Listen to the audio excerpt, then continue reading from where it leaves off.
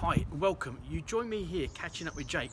He's in the warehouse getting some bits and bobs. He's been asked to go and see a contractor out on site. So he's come back here to pick some USB sockets up, and they're going to go have a look at some problems and some questions that keep coming up because of these new integrated sockets that we're seeing. So I'm going to go catch up with him. Oh, Jake, what have you brought me to here? Do you not know, mate? This is the gold mine. This is the stores that we use. I can tell, mate. You've got a bit of everything in here, haven't you? Everything's Look at it. Look. Everything's in there. Enough golf clubs. Yep. You golf don't play, clubs. do you? No. Right, let's have a look at these. What we got, mate? So the contractors asked me to come out on site and have a little look at some USB sockets. Right, hence all these. I think we've got to say pretty thanks because these are all demos, aren't they? Sent to us by Hager, our friends over at Hager, and our friends at Skullmore have sent us some to have a look at. So you're going to go and take these out to him, are you? Yes, they've asked me a couple of questions. Right. First one was on loading. Oh, right. What, the loading of the old socket or the loading of just that bit? The loading of the USB. Okay, right. Well, this one here, and the new British standard will require that they do clearly state what the loading is on there. Yeah. What's on yours? I've got 5 volts DC at 2.4 amps. Right. The only difference between this and that one is this is at 2.1 amps. Now, I've only got one port. Yours has got two. Yeah. Now, what some people may believe is that that will give 2.4 amps across both. Yeah. It won't. It's shared across them two ports. Yeah. So that's the big part. I mean, we've seen it where people have tried to plug two in at once. It just doesn't work. No, they seem to fight each other, and one hunts for the charge, and the other backwards and forwards. Yeah. What other questions you got then? Another one is the depth. A lot of people are getting issues with 25mm boxes, standard. Yeah, you can see. We can look at that one there. You're probably looking at something there for, I don't know, 47mm box for that one. But that's a flush fit, isn't it? This is a flush fitting, yeah. You might get away with 35, but not too sure on that. Now, some of them, like these ones that are surface mounted, they're for flush back boxes, but they come with these spacing bars, don't they? So because of the depth of this one, it may not fit in a 25mm box. So what they're asking you to do is they supply these, you fit this first, and then that goes over the top of it to allow it to sit on the wall. Now they're saying they should be fitted on some sort of metal back box as well, aren't they? Yes. So if they're sitting flush there. But if it's something like that, you're probably going to need to go deeper than 35mm, aren't you? Yeah, especially for the flat plate decorative ones, then you are going to need to go deeper. So that's going to probably be something like the 47mm boxes for those ones. Yeah.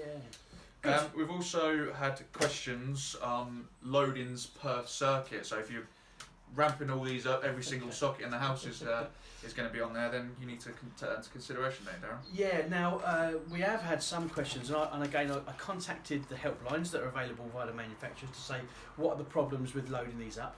The British standard is changing. It's going to change actually in the not too distant future, but manufacturers have been asked to adopt it now. They're saying that they're starting to load them up or give a rating to the overall accessory. It must include the individual rating of those as well. So in other words, they're taking into account that load plus them two loads for the overall device to pass the standard, which is true. Some of the early ones, Jake, didn't. Some of the early ones were really, really bad.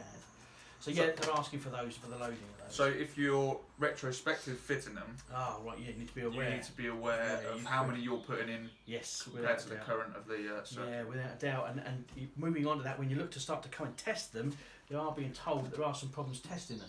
I mean, just looking at some of these here, I mean, again, if you were to start to test that, because at the back there, that's going to take it from AC as we know it is, get it down to DC. Yeah. They're normally switch mode power supplies sitting in there, and they need to change it into that what we know as DC coming out here. Now that can have a problem on installation resistance testing. We normally find that it comes in at about 0.2 meg each one of these. So if you've got a number of them on the circuit and you go to test that circuit at 500 volts, you're going to get some pretty wacky readings. Plus, if you put 500 volts through this, chances are it's not going to like it, so you could end up damaging them. So there's a couple of things you could do, couldn't there, out on site? You could do one or two bits and bobs to move away from those. Yeah, so you could, well, it's going to be a bit of a long-winded way, but you're going to have to disconnect them. Yeah. Connect them up in our friends' Wago connectors. Yeah, take them off if you want to use Wago. There's loads of just connector blocks if you wanted to do them as well, couldn't you? You could do that. And then you're going to have to test without them, and then obviously do your test from when you put them back together. So, or you could take that off and just leave normal sockets on, couldn't you? Yeah, you could just put normal sockets on. Yeah, do your testing then and then whip them all off after. That's another way of doing it. Give you a truer reading. Yeah. Now, again, Mega have got a data sheet on this, and that's on there, available via their website. You can get hold of that, and it tells you what you should be doing. It also suggests what you could do is drop the voltage down to 250 volts. Now, we would suggest for a new installation that you keep it up there at 500 volts. Only for circuits that you're coming across on an EICR where you don't want to damage them, would we suggest you try and drop that down to protect the circuitry that's in there. There is one thing that Mega are coming up with, Jake, and that's that they're saying you can, if you want to, use the alternative method where you combine the live conductors, line and neutral together, and then test down to earth. Again, for an EICR, I think that'd be absolutely brilliant. Some of the manufacturers also have switches on the back of them, don't they, to isolate the... Yeah, we've seen that, yeah. So on the back here, some are saying that they've got a switch that would allow you to isolate the transformer from the back. Yeah, now I've not seen any in here. I've not seen any of the manufacturers coming up with it, but some are looking to do that, and some are also looking to put a switch on the front here as well that would switch that off. And again, that's quite a good point that some contractors are coming up with. But you're off now to go and see this guy.